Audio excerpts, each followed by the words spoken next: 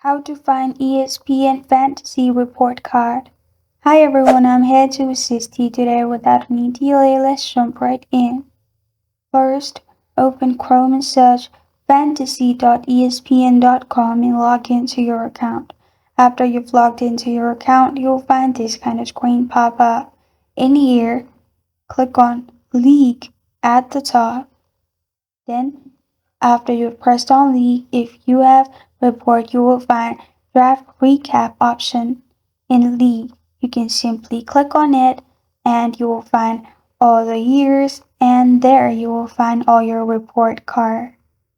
And this is how to find ESPN Fantasy Report Card.